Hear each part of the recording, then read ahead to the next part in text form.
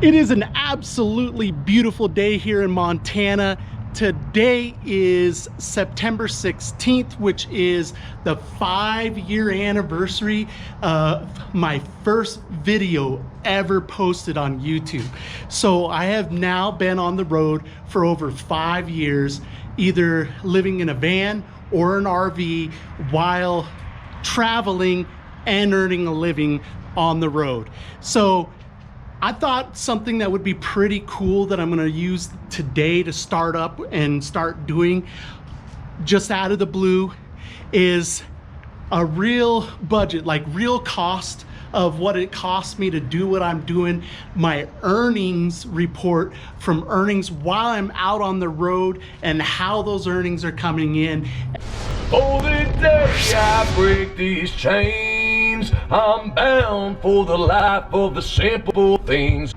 All today in this video, starting for the month of August, when I took off out of Dallas and drove over 2,400 miles total traveled in the month of August. Here we are. I've recorded all of the numbers in all of the categories of what I actually spent and the earnings that I have had since I left Dallas on the 1st of August. So let's go ahead. I'm gonna finish adding up all these numbers now that I got them written down, and then we're gonna talk about them in categories and according to how I budget. Everything I laid out for the month of August while traveling, and at the end we'll even talk about the earnings in the month of August. I'm gonna go ahead and right up above here, it'll scroll in, and I'm gonna have a playlist made with every place that and every little thing that I kind of did that I made a video about. Some stuff I didn't have good footage from, so I didn't put it together, but everything that I have good footage, I'm gonna put in a playlist for you guys so you can see everything I was able to do in August. Most important, in my opinion, part of my budget, and what I think most people totally lack having, and that's every month I have something. I put $400. What that is for is it's like for repairs to my travel vehicle and my living components.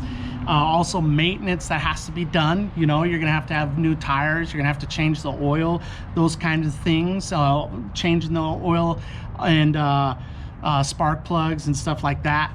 Also replacement. Now, a lot of people, what they do is they get themselves in trouble because they buy a newer rig that they expect to not have problems with, right? And they're not putting money away for the future to have to replace that rig. And so, you know, even if you buy a brand new rig, you're gonna have maintenance that you're gonna have and repairs that you're gonna have to do to it. After the warranty period, a lot of things start popping up. You know, no matter how high end you go with the rig that you have, and you know, people will make that payment, and then 5, 6, 7 years down the road, that new rig they had, it's not up to the standard of how they had been living for so long. You know, some people find themselves in a place where they didn't put money away to buy anything new. They changed their lifestyle, so it's hard for them to get anything new on credit. And so that's where the replacement part comes in. So any rig you have, you gotta expect at some point you're gonna have to replace it, right? So that's why I put down $400 every month to cover repair, maintenance, and replacement for my travel rig. I haven't always done this. I've recently started trying to do it. And that's, I put $500 away in an IRA. So, you know, people are like, what are you gonna do when you go to retirement age, you know? Like, what's gonna happen then? Well, you take care of it yourself if you're doing this lifestyle, which means you gotta earn that money too, right? So you gotta have a plan for that. But I started putting about 3.5 months ago, I started putting money away in an IRA, and I try to maintain a $500 per month away in an IRA. Next thing is I have a it's pretty cheap. It's just catastrophic care, but I have $258 a month for my health care, and I have a huge deductible. I basically still have to pay out of pocket pretty much everything, but it's just there in case my brain tumor ever comes back or some kind of catastrophic thing hits me. I pay $22.06 a month for Planet Fitness, and I take my showers and stuff there. I haven't really started working out. You'd think I'd work out having a gym and all, but I haven't. But I pay $22 a month, and when it's 12 bucks for a shower at a truck stop, $22 a month for a gym membership that pretty much any town that has, you know, 40-50,000 people is probably going to have a Planet Fitness. I pretty much never have a problem getting a shower that way. So I pay $55 a month for my cell phone. I have a 1,000 Trails membership, which is $57.75, and then I have Amazon Prime, which is $14. So those are the expenditures that are the same every month, no matter what. I have prescriptions that come in at $56.82 a month. Okay, now those prescriptions, they vary slightly each month. It's not a lot, but it's between 50 and 70 bucks, you know, on the prescriptions per month. Let's get to the things that I spent in August, my actual expenditures in August, and what they came out to in classes. So first of all is my food. My food came out to $338.33 in August. Starbucks. I go to Starbucks to upload video and to edit videos, and I never feel right if I don't get something when I'm in there. So my Starbucks bill was $52.41 in August. That's starting to get big enough. Maybe I need to get a air card. My biggest expenditure, other than what I put away in the IRA, was for gasoline. It was my biggest variable expense for the month of August. It came in at $428.38, and I traveled 2,400 miles to reach that, plus that includes the gas that I use in my generator when I was running the AC or charging my batteries. My eye care expenses, obviously most people aren't going to have this, but my eye care expenses for the month of August were $106.60. My miscellaneous, you know, like miscellaneous would fall in if like I buy a shirt or a new coat or some underwear or socks, or, you know, just miscellaneous type stuff that's varies a lot. And I spent $147.92 there. My total expenditures in the month of August was $2,440.27. Now I need to roll that back a little bit. I spent into my savings slightly. I would like to roll that back down to where I'm staying in that $1,800 to $2,000 a month is what my expenditures are. I'm gonna go ahead and discuss exactly what I earned in the month of August.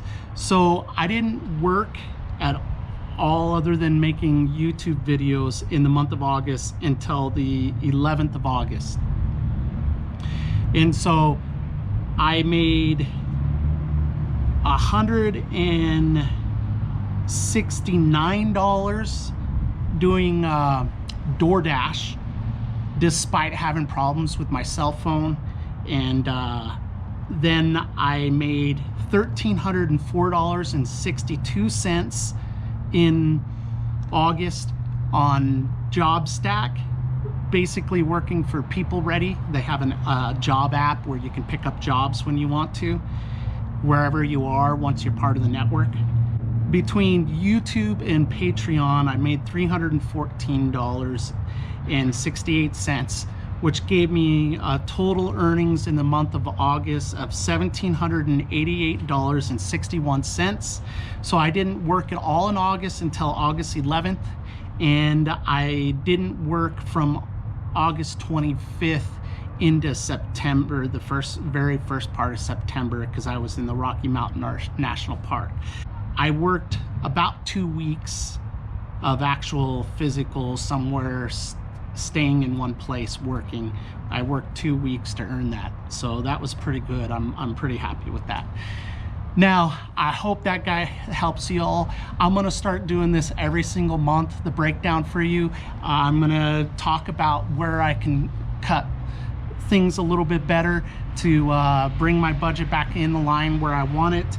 But I would say getting to work half the time and getting travel half the time, that's pretty nice already, even though I'd really like to give myself a little bit more travel time.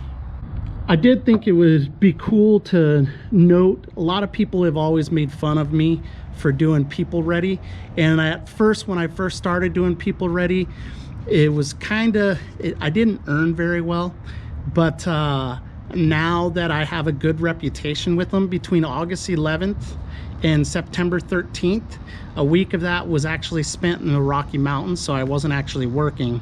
I made $2,787.07 at People Ready through the JobStack app, which I worked 181.75 hours in that time, and that gave me an average of $15.33 per hour.